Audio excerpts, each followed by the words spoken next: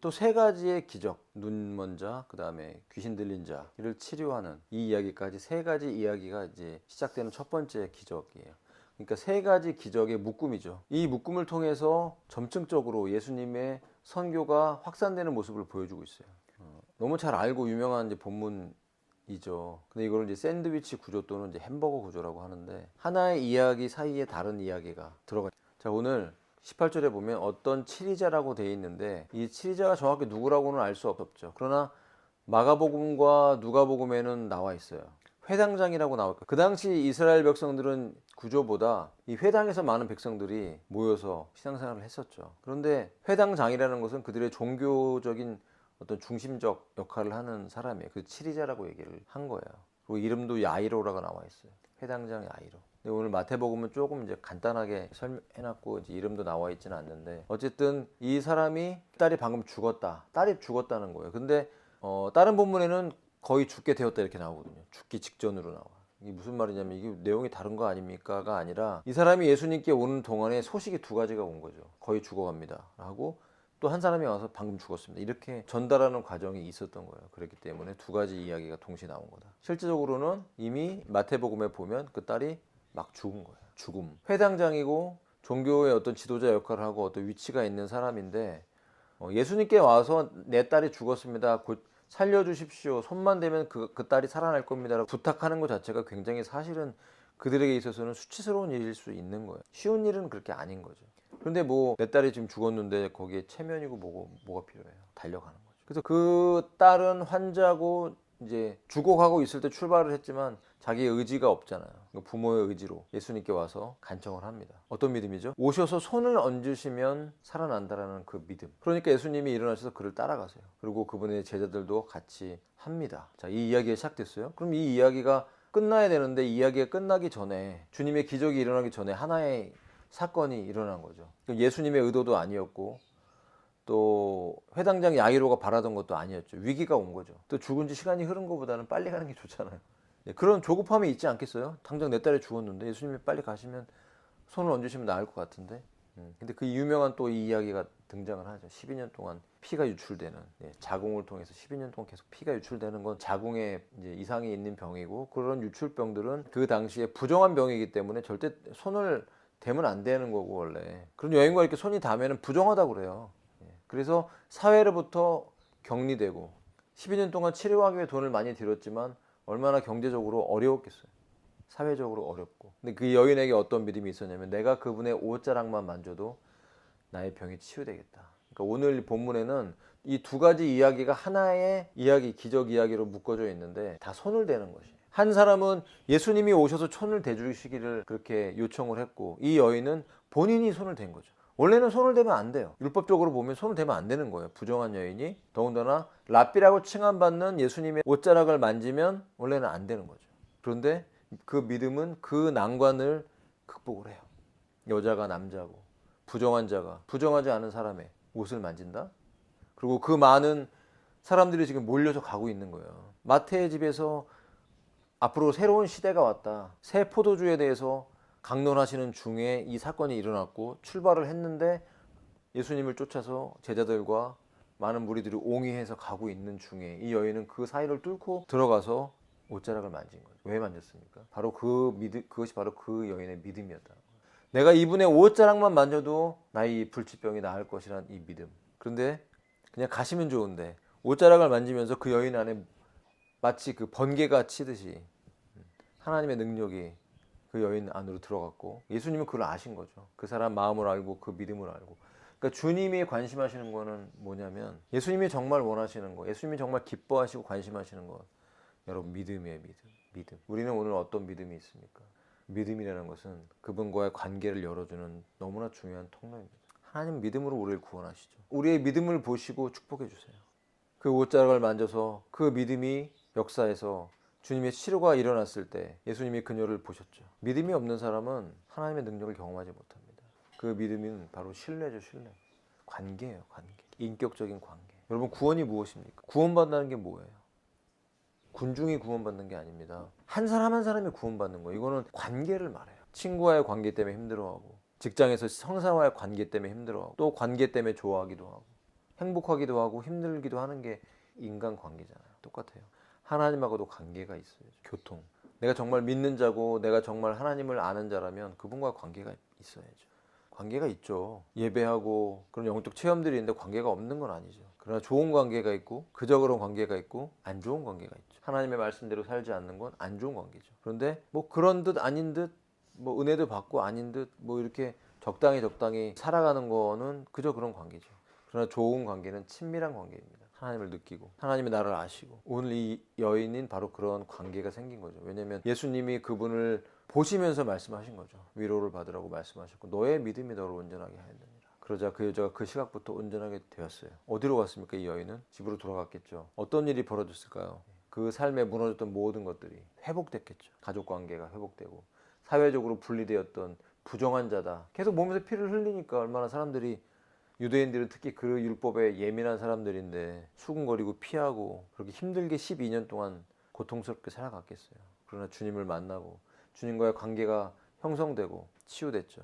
근데 그 몸의 치유뿐만이 아니에요. 이거는 여기서 중요한 거는 몸의 치유가 일어나면서 그 삶이 회복됐지만 더 중요한 건 주님과의 관계가 생긴 거죠. 분명 너의 믿음이 너를 온전하게 하였다는 것은 육체적인 것만 말하는 단어가 아니에요. 이 온전하게 됐다라는 단어는 영적인 회복도 의미하고 있는 그런 단어라는 것입니다. 치유됐어요.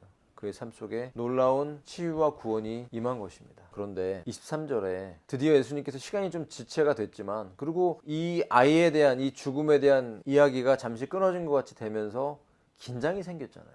만약에 이 중간에 이 이야기가 들어가지 않았으면 어땠을까요? 더 빠르게 진행이 됐겠죠. 그러나 이 아이가 어떻게 될 것인가 읽는 독자들은 그런 이제 생각을 하게 되겠죠. 그 집에 들어갔는데 이제 의무 시인들과 떠들썩한 백성들을 보셨더라고요. 뭐 우리나라에도 그런 게 옛날 그랬잖아요. 상복 입고 아이고 울면서 했던 거하고 똑같은 비슷하죠. 거기도 이제 단조로 된 아마 노래를 틀면서 슬피 울고 이미 그 아이가 죽었다는 것을 의미하는 것입니다. 많은 사람들이 모였어요. 백성의 지도자 역할을 하는 사람이었기 때문에 많은 사람이 왔겠죠. 근데 그분께서 그들에게 말씀하시기를 물러가라 이는 그 여자아이가 죽은 것이 아니라 자고 있을 뿐이기 때문이라 이렇게 말씀하셨어요. 근데 사람들이 그분을 경멸함에 비웃습니다. 왜 그러죠? 죽은 거니까. 그럼 예수님이 말씀하신 건 죽지 않았다고 말씀하신 걸까요? 죽었다고 말씀하셨는데 잔다고 말씀하신 걸까요? 이거 확실하게 죽은 거라고 우리는 이해할 수 있어요. 그런데 왜 잔다고 했을까요? 우리는 죽은 거지만 하나님 보실 땐 자는 거가 될 수 있죠. 그리고 다시 돌아오기 위한 죽음이죠. 육체의 죽음. 그러나 그 육체의 죽음 이면에 있는 영의 실체는 우리가 분명히 알 수 있습니다. 육체는 죽었지만 그 아이의 영은 주님이 보호하고 계셨겠죠. 그리고 이 기도를 통해서 돌아옵니다.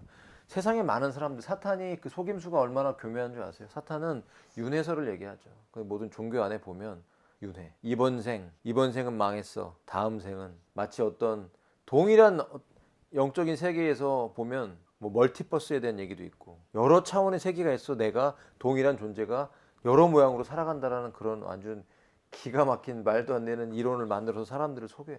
베르나르 베르베르인가? 심판이라는 책이 있더라고요. 제가 내용은 보진 않았지만 잠깐 그 보니까 이런 내용들이 있더라고요. 그 심판하는 거예요. 너가 이번 생에 잘못 살았기 때문에 다음 생에 어떻게 될 것이다. 이런 내용인 거죠. 사람들은 그런 책을 좋아할 수밖에 없어요. 왜냐면 내가 이번 생에 그렇게 행복하지 못하게 살았다 할지라도 다음 생이 오겠지. 다음 기회가 있겠지. 성경은 명확하게 얘기합니다. 다음 기회는 없어요. 사람이 한번 태어나 죽는 것은 정한이 지고 그 다음에는 심판이 있다. 그리스도의 심판이 있다고 분명히 말씀을 하세요. 그래서 우리의 삶은 한 번밖에 주어지지 않아요. 이 단 한 번의 기회가 여러분 우리 인생에 주어진 너무나 놀라운 선물입니다. 이 기회를 어떻게 사용해야 됩니까? 생각보다 시간이 빨리 갑니다. 언뜻 생각하면 10대인 것 같고 옛날 생각도 나고 저도 그래요. 세월이 참 빠르게 가요. 하나님이 우리에게 주신 이 시간이라는 기회를 통해서 여러분 주님과 연결되시고 하나님이 인정하시는 믿음이 되시기를 축복합니다. 사람들은 경멸하죠. 왜? 어떻게 죽음을 극복하지? 죽음이라는 것이 인간에게는 정말 큰 두려움이잖아. 죽음 이후에 무엇가 있을까? 큰 소리 치긴 해요. 안 믿어도 내 죄를 회개하지 않으면 나 같은 사람은 천국에 갈 거야. 이런 사람 참 많습니다. 나 정도만 살면 이 정도만 법 지키고 살면 그러나 그 내면을 깊이 꿰뚫고 들어가면 존재적인 죄인이라는 것을 하나님은 우리에게 지적하시는 거예요. 하나님을 알지 못하는 것. 그리고 그 하나님을 믿지 못하는 것 자체가 가장 큰 죄인 것입니다. 내가 사람 죽이지 않고 뭐 물건 훔치지 않고 정직하게 법을 지키며 살아왔다 할지라도 선하게 남을 도우면서 자비를 베풀며 살려고 몸부림을 쳤지만 그 영혼 안에 내면을 꿰뚫고 들어가면 그 깊이에 들어가 있는 죄성은 내 힘으로 해결할 수가 없는 거예요. 그걸 해결하고 죽음 이후에 우리에게 영생을 줄 수 있는 분은 예수님밖에 없습니다. 구원은 예수님의 이름밖에 없어요. 그래서 사탄은 예수 이름 외에 모든 것이 구원이다. 모든 종교에게 인간의 열심, 내가 노력만 하면 그 다음 생이 주어져서 이 땅에서 내가 좀 선하게 살고 남을 도와주고, 그 전까지는 그렇게 못 살았는데 봉사하면서 열심히 남 도와주면 나도 너가 구원에 이룰 수 있고, 그렇기 때문에 그 다음 생이 너에게 좋게 주어질 거야 라고 말하는 게 정말 교만하고 악한 말인 거예요. 그건 비진리죠. 다음 생은 주어지지 않습니다. 우리는 내가 노력한다고 구원받을 수도 없어요. 물론 우리에게 행위에 대해서 요구하지만 그 행위는 믿음과 연결됐을 때, 그 믿음의 동기가 됐을 때 나오는 그 행위가 진짜 행위인 거죠. 혈루증 여인이 나와서 예수님의 옷자락을 만지는 이 행위, 손을 댄 이 행위는 믿음이 동기가 된 거죠. 믿음의 행위인 거예요. 그래서 믿음은 행위가 따라오게 돼 있죠. 믿기 때문에 예배드리고, 믿기 때문에 기도하고, 믿기 때문에 전도하는 거예요. 믿음이 없는데 어떻게 그렇게 합니까? 믿음이 없으면 헌금도 안 하고, 믿음이 없으면 예배 안 드리죠. 내 믿음의 분량만큼 하는 거예요, 신앙생활을. 믿음이 적으면 적은 만큼 하는 거예요. 만약 이 여인이 믿음이 작았다면, 그리고 예수님 가까이 못 왔겠죠. 옷자락을 못 만졌을 수도 있어요. 하지만 구체적인 믿음이 있었던 거죠. 옷자락만 만져도 나는 치유될 거라는 믿음. 그 믿음은 우리에게 행위를 동반시키죠. 행함에 있는 믿음 되시기를 바랍니다. 저도 그렇게 되기를 바랍니다. 행하지 못한 거, 순종하지 못한 거. 26년에는 우리가 하나님이 마땅히 우리에게 요구하시는 행하지 못한 것들을 행할 수 있는 저와 여러분 되시기 바랍니다. 그렇게 되기를 소망합니다. 그래서 사람들은 주님을 경멸했어요.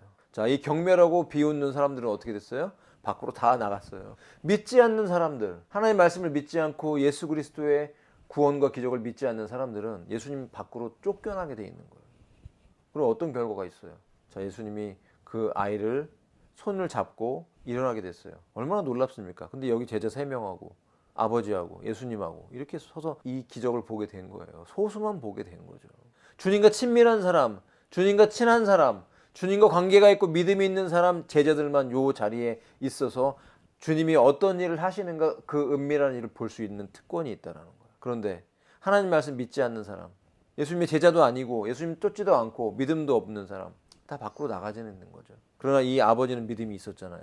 그 자리에서 죽은 사람이 살아나는, 마치 잠잔 것처럼 보였지만 영혼은 어딘가에 가 있던 그 아이가 돌아오는, 죽음을 통과하는 이런 초자연적인 경험을 하게 되는 그 자리에 누가 있게 되느냐? 주님과 관계 있는 사람이죠. 믿음 있는 사람, 믿음 없는 사람은 다 바깥에 나가 쫓겨나는 거예요. 이게 바로 구원인 겁니다. 여러분, 26년에 이 땅에 들려오는 소식들, 아니 좀 재밌는 게, 왜 베네수엘라에서 마두로가 잡혀갔는데 우리나라에서 긴급 마두로 대통령이 잡혀갔는데 트럼프한테 미국으로 잡혀갔어요. 어디가 있는지 모르겠습니다. 그런데 왜 우리나라에서 긴급 회의를 했을까요? 우리나라 청와대에서 긴급 안보 회의를 왜 했냐고요. 베네수엘라하고 우리나라하고 무슨 상관이 있길래. 그렇겠지. 지금 중국 가서 시진핑하고 짝짝꿍 하고 있는데, 그리고 이 마두로가 잡혀가기 전에 베네수엘라에 중국의 대사가 파견돼서 마두로를 만나고 나서 여러분 몇 시간 있다가 미국의 특수부대, 미국 최고의 특수부대가 들어가서 이 일들 흥미진진합니다.